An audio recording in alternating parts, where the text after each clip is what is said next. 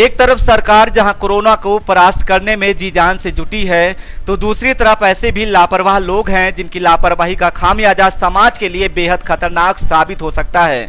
कम से कम उत्तर प्रदेश के सोनभद्र का हाल देखकर तो यही अंदाजा लगाया जा सकता है। यहाँ के थाना पिपरी इलाके से गुजर रहे झारखंड के मजदूरों का बेहद बुरा हाल है। भूखे प्यासे और थके हारे मजदूरों की सुधि लेने वाला यहाँ कोई नहीं।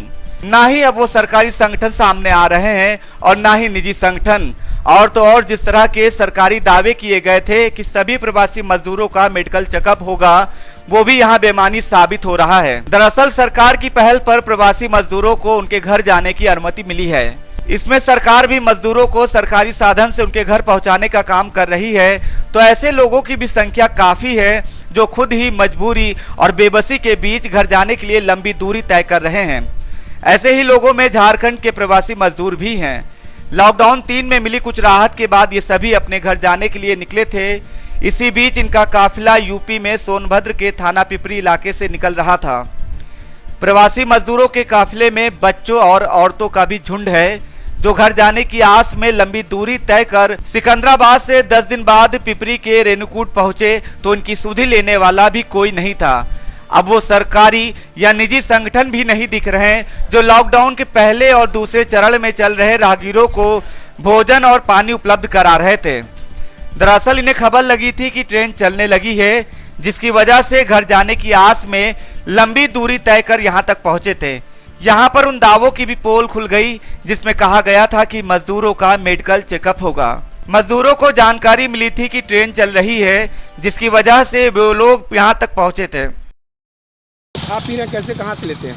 वो अपना गांव से डलवा रहे हैं थोड़ा पैसा और वही करके खा रहे हैं अपना। अच्छा, मोबाइल पे द्वारा ही करवा रहे हैं। हाँ। अभी ये जाएंगे, अभी रेणुकूट जा रहे हैं आप? जी, स्टेशन पे जा रहे हैं, तो वहाँ पे आपको ट्रेन मिलेगी। मजदूरों को जानकारी मिली थी कि ट्रेन चल रही है, जिसकी वजह से वो लोग यहाँ तक पहुंचे थे। हालांकि जब इस बारे में रेलवे के अधिकारी से तस्दीक की गई तो उन्होंने फिलहाल ऐसी किसी सूचना होने से इनकार कर दिया। कमलेश कुमार स्टेशन निरीक्षक के पद पर कार्यरत हूँ। अभी इस रूट से किसी तरह का कोई ट्रेन चलने की सूचना नहीं है। अभी कोई जानकारी इसकी अभी नहीं, अभी तक इसके बारे में कोई ट्रेन चलने के ऊपर से आदेश अभी नहीं आया है, इसलिए अभी तक इस रूट में अभी कोई ट्रेन चलने वाली नहीं है। लॉकडाउन 1 और 2 जितना प्रभावी और असरदार था, लॉकडाउन 3 अब उतना ही बेअसर साबित हो रहा है।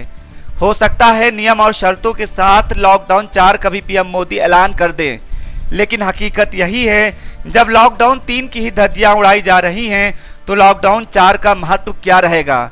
हमारा मकसद वैश्विक महामारी में जिम्मेदारों पर आरोप या प्रत्यारोप लगाना नहीं है, बल्कि सचेत करना है। जनमत न्यूज के लिए सोनभद्र से अवधेश शुक्ला के साथ शरद सोमानी की रिपोर्ट।